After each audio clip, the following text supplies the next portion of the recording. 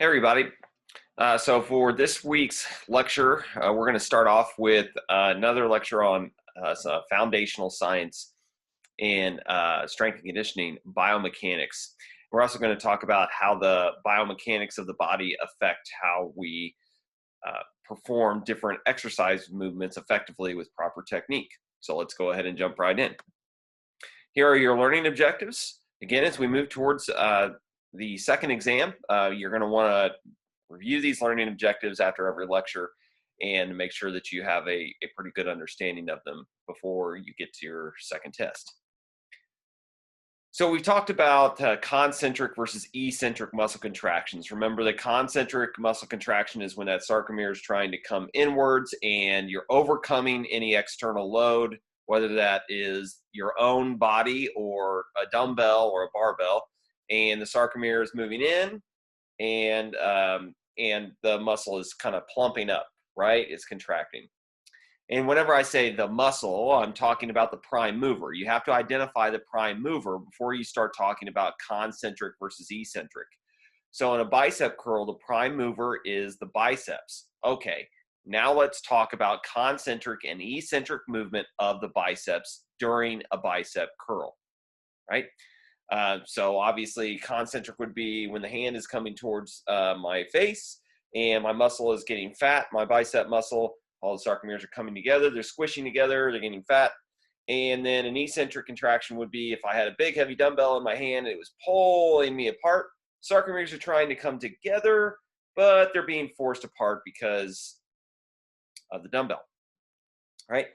And because of that tug of war that's happening, right? So in an eccentric contraction, sarcomeres want to come in, they want to come in, but they're being forced apart and they're trying to grab, they're trying to come in, but they can't.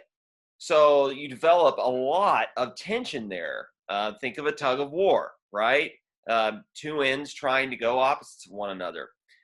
Eccentric contractions can develop a ton of force. Okay, that's if you think about a squat jump, for instance, when you're loading into the squat jump and you're throwing your body towards the ground to really kind of build up a spring, that's what an eccentric contraction is.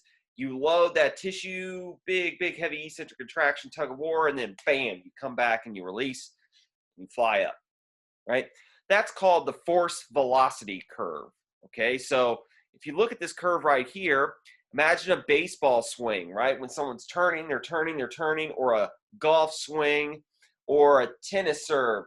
You're twisting your body, you're twisting back, and you're creating that big, heavy eccentric contraction where there's lots of force. You're loading the spring, and then you're releasing into that concentric contraction, right? So that's why in a lot of human movements, when we're trying to move fast, we move one way first and develop a big eccentric contraction, and then we let it loose like a rubber band, or a concentric contraction in the other direction. One thing to keep in mind as well is the way that the sarcomere moves is dependent on speed. The faster you want to move, the quicker the sarcomere has to slide. So if I want to move very fast, well, I could do an eccentric movement, but that's not always possible. Riding a bike requires a lot of concentric contraction in the quadriceps. So the force velocity curve also tells us that the faster you want to move with a concentric contraction, you won't be able to do very much weight. Think of a baseball pitch in the pecs and the shoulders, right? If I want, baseball is about 5 ounces, right? So, really good baseball players can throw at 90, 100 miles an hour. Well, what if I put a soccer ball, which is probably closer to 8 or 10 ounces, or a bowling ball, right? Let's get extreme. Or a shot put like they use in track and field. What if I put that in their hand? Are they going to be able to move as fast with that? It's still a concentric contraction with the pecs, right? The sarcomeres are coming together. But no, they won't be able to move as fast. Think about if you were in the bench press, right? You're bench pressing, and you have just the bar. Maybe you're just warming up with the bar, and you can pop, pop, pop. But then you start putting weight on. Can you move as fast? No, you can't. And that's a part of the force velocity relationship as well. So we have a takeaway from the force velocity curve. It's that really fast or really big eccentric movements create this spring-loaded tug-of-war mechanism that creates a lot of tension and a lot of force. So we use it in a lot of sport movements where we turn and we get a lot of tension and then we release, or when we jump, right? Also, another concept to take away from the force velocity curve is during concentric movements, the more weight that you add, the slower you're going to have to move. So this area right here would be close to your 1 rep max, where velocity is almost 0, right? Where you're moving as slow as you really can't move that fast during a 1 rep max. This over here would be throwing a 98-mile-an-hour fastball, or with a lot less weight on the barbell. Okay, so let's talk about something called the kinetic chain. So if you look at the skeleton model that we have in the classroom, you'll notice that all the joints are connected to one another, right? It's a chain. And it's important that we recognize that if there are modifications to any part of the chain, it is going to feed up into the other parts of the chain. So if you, for instance, sprain your ankle, right? And your ankle has an issue, what are you going to do? You're going to walk a little bit different.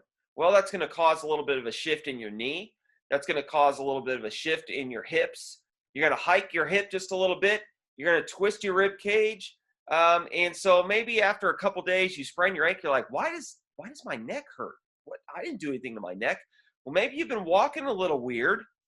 And the kinetic chain tells us that any modification anywhere in the chain is going to cause modifications elsewhere. You can't just have one thing wrong with your body and not have it affect the rest of the chain. Sure, if something's happening down like at your fingers, it might not be as impactful to big joints and other parts of the chain, but it still will have a little effect. It might be unnoticeable. It will have an effect. Large structures like your hips and your shoulders and your knees and your ankles, because they support so much weight, when you have discomfort or injuries to those areas, it definitely is going to affect other large parts of the chain. Also, think of it this way.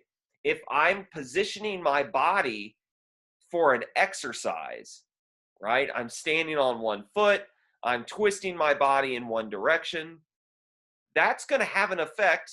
Like if I twist my upper body in one way, that's going to have an effect on my lower body as well.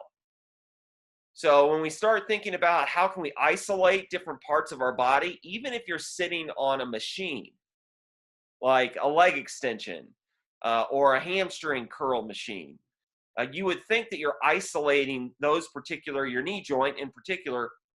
It's still having an effect on the rest of the chain. It's locking those joints into a position, right? So just remember the kinetic chain. I really, really like this in particular graphic right here. You have discomfort in your feet, so you modify the position of your shin, which modifies the position of your knee, makes your knee a little bit stiff. Then you kind of maybe have to, if you modify the position of your knee and your femur here, that's connected to your hip, which is going to cause some hip shifting a little bit.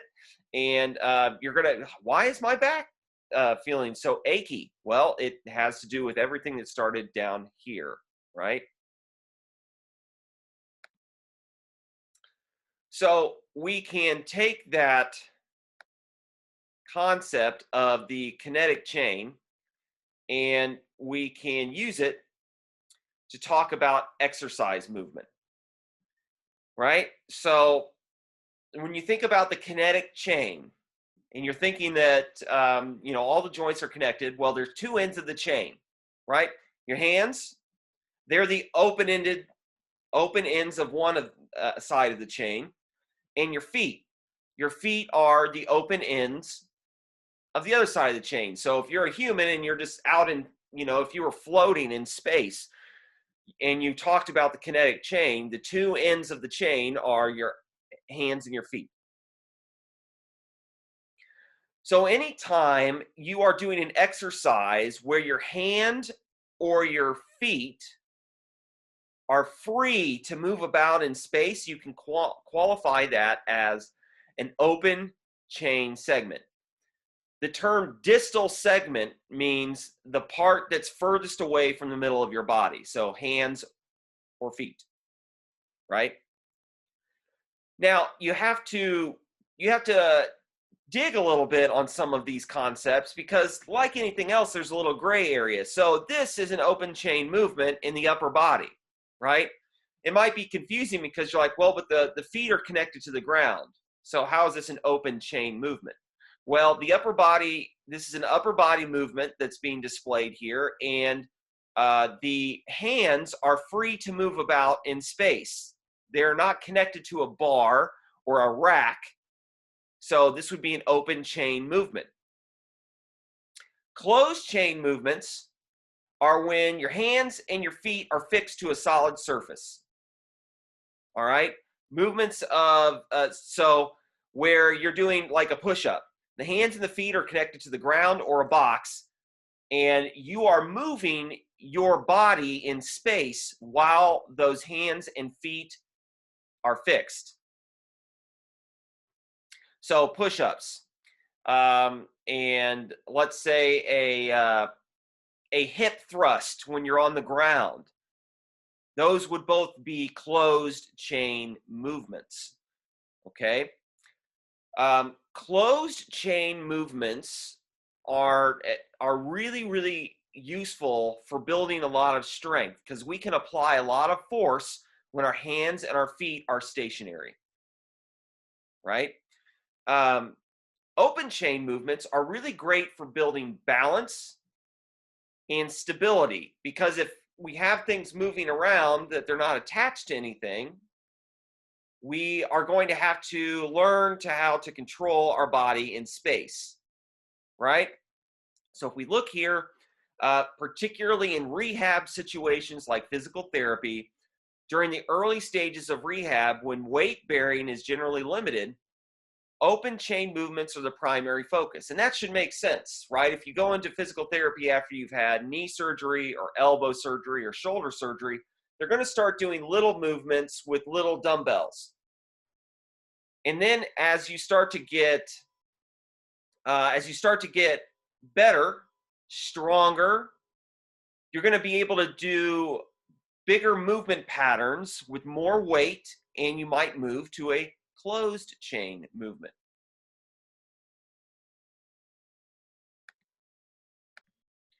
So as we think about open and closed chain movements, a good thing to do is to go through some different types of exercises and qualify or quantify them as open or closed chain. We can start with the big three, right? Squat, bench, deadlift. Now, if you want to think about it this way, and we're going to talk about this a little bit more in the next couple slides, the more stable you are, which is you need stability. You need to be extremely stable and very rooted to do big movements or apply a lot of force. So the big three, the squat, bench, deadlift, you would qualify those as closed chain movements. And it might be a little confusing because the bar in those movements is kind of free to move about. But your hands and your feet are connected to immovable objects. And therefore, those movements are closed chain movements. And you can apply a lot of force in closed chain movements. You can't apply as much force in open chain movements because now your body has to deal with moving the limb in space and controlling that movement. So I'm doing an overhead press here with the dumbbell, and I have to make sure I control the dumbbell. I control my free moving limb out in space. Open chain movement. Open chain movements are great for building movement patterns, for building balance.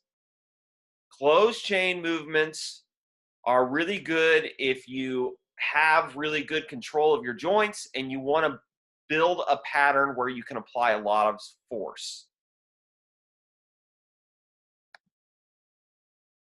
Okay, so let's talk about another concept where we think of where our center of gravity is and how that affects our movement.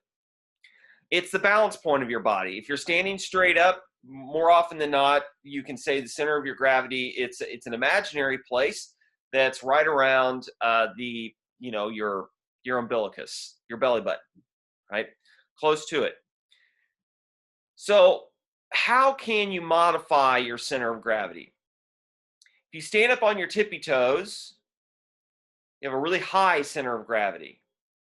If you lean to one side or the other, you're moving your center of gravity to either side. The further your center of gravity is away from planet Earth, the further your center of gravity is away from the center part of where you're standing, the less stable you are. Think about it. If you're standing up on your toes, are you more or less stable than if you were lying on the ground? You could also think about it this way. In which position are you harder to knock down? In which position are you harder to move? Try it yourself. All right, put your feet close together, stand up on your tippy toes. I could push you and you would fall over. Your center of gravity is very high and very narrow. Now get into a squat stance and move down towards the ground. Your center of gravity is now lower. You're going to be harder to push over. That's why linemen in football don't stand on their tippy toes. They get down, and they're really stable. They lower their center of gravity. Wrestlers do the same thing, right?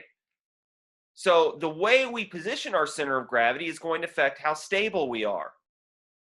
Sometimes we don't want to be stable. Sometimes we want to work on our balance. So this one leg RDL, what it does is it takes our center of gravity and it moves it over 1 foot, right? That's a narrow center of gravity. And if you start moving your center of gravity, if you move your center of gravity down and up, instead of staying in one place, that's if your center of gravity is non-moving, then you're more stable than if you're moving your center of gravity continuously like you would be in this movement. So your center of gravity affects your stability. And the easiest way to think about it is if I were to lay flat on the ground, it's going to be, and I spread out, right? And I'm laying flat on the ground, it's going to be extremely hard for you to move me.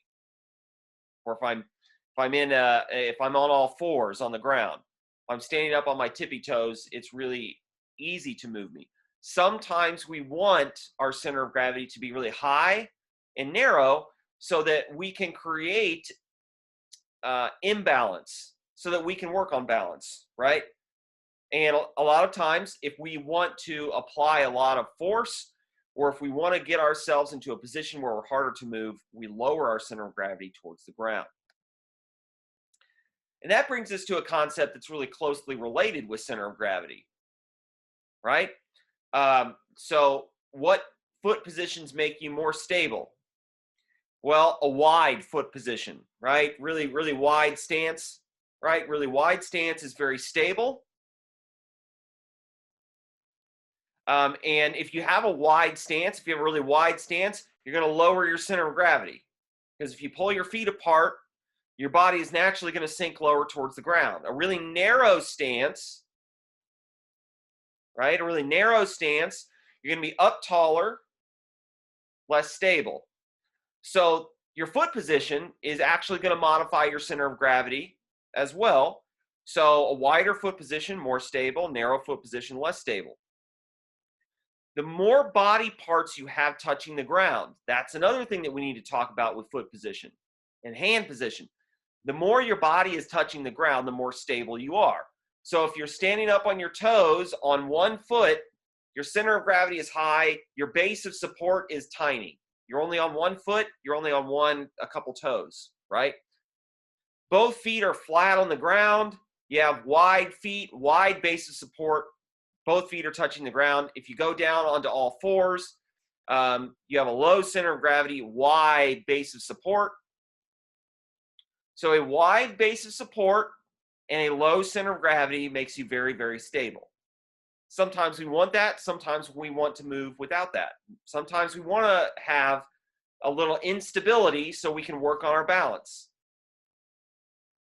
So how can altering your foot position be beneficial when programming exercise? Well, a lot of times being in a squat like this, just a general squat pattern, a square stance, right, where our feet are right next to each other, like we would do for a back squat is good. Sometimes, though, we want to do a split stance.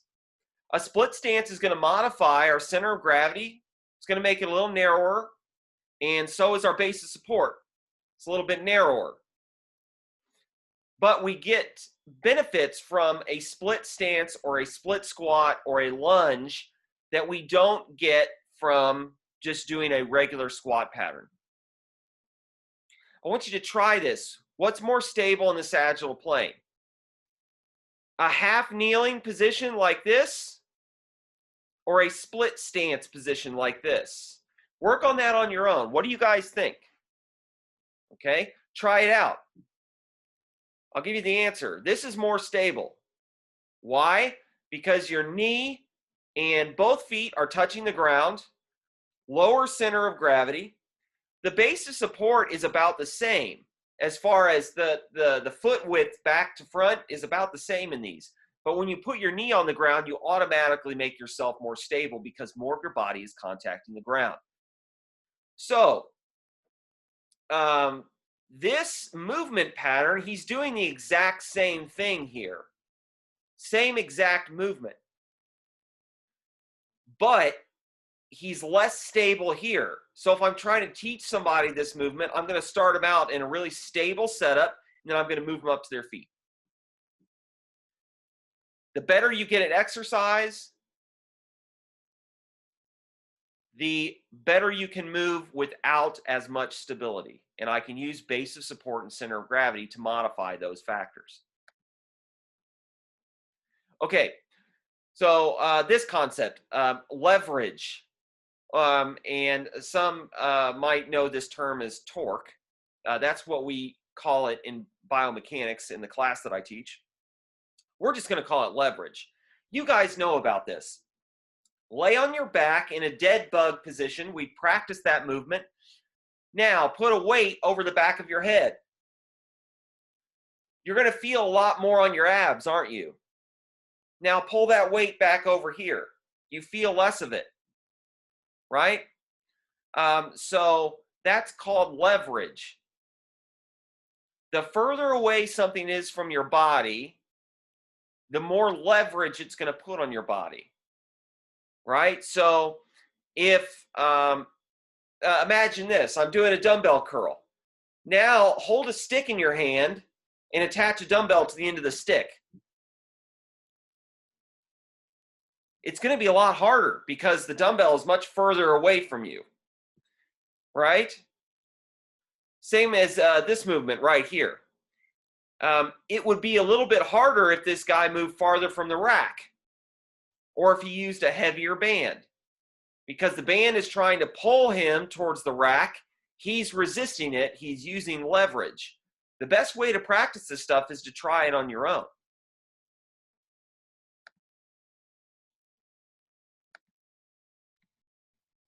The further the weight is away or the longer the joint system is. So the longer the joint system is. Let me talk about that just for a second.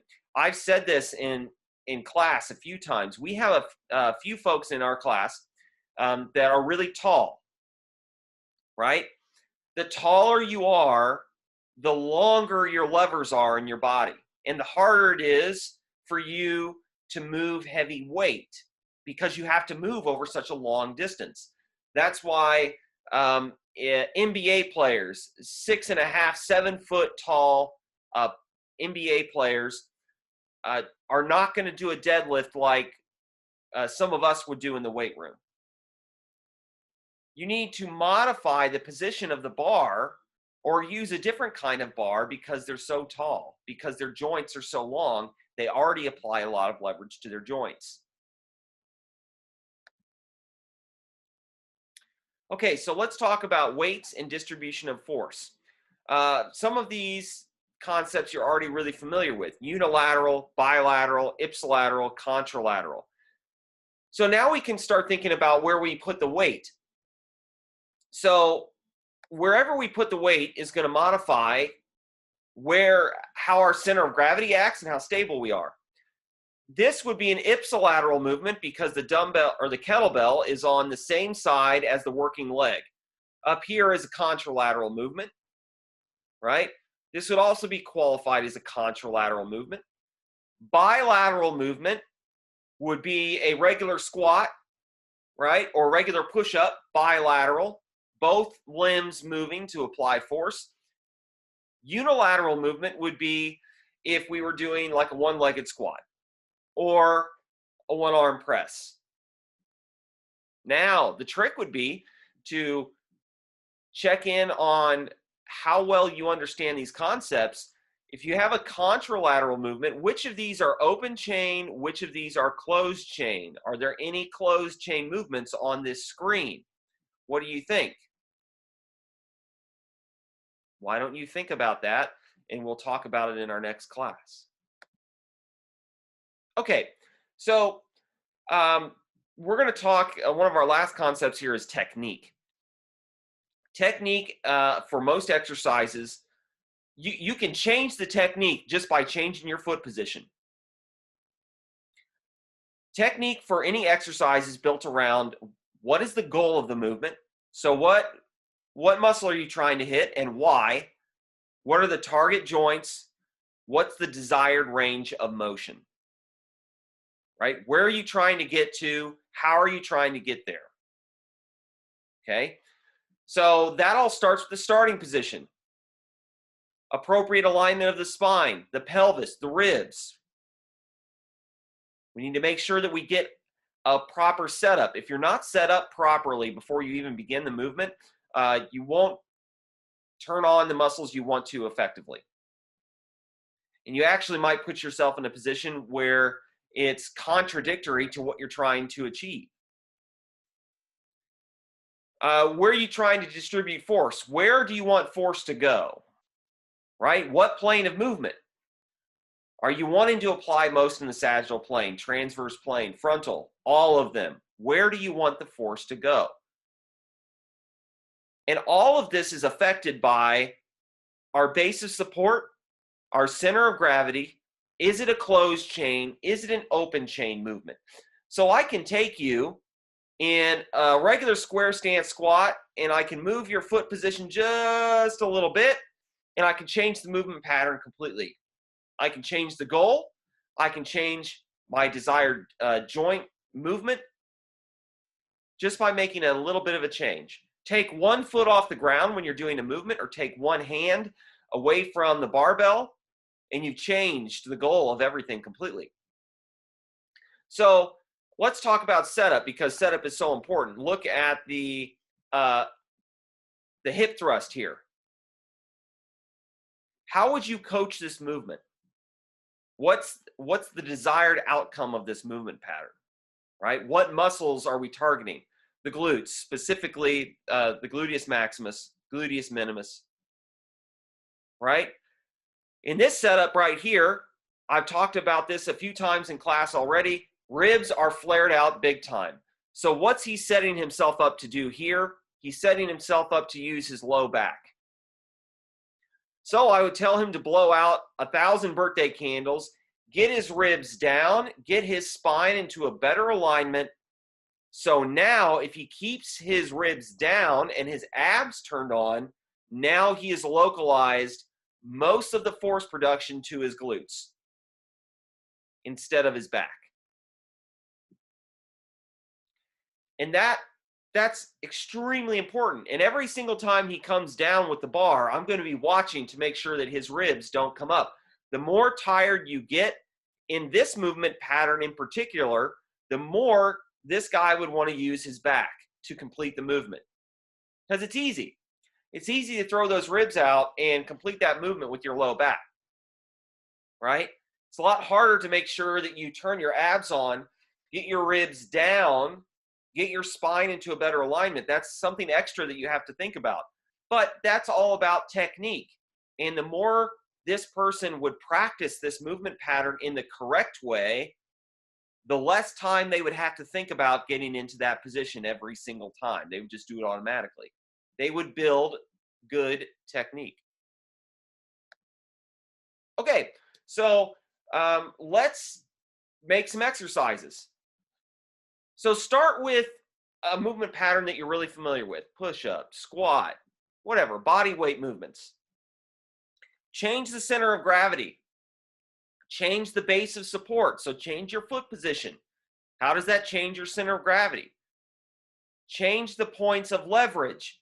Is there some way that you can apply force further away from the body? As you modify the exercises, categorize them as open or closed chain.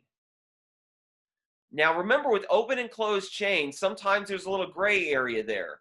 Sometimes if you're doing a lower body movement particularly and your hands aren't really doing anything, you might qualify that as a closed or open chain movement. And we can talk about that more, but I want you to experiment on your own and see if you can use your body to understand these concepts. You will not understand these concepts unless you start practicing them on your own, with your own body moving. And don't forget, have fun.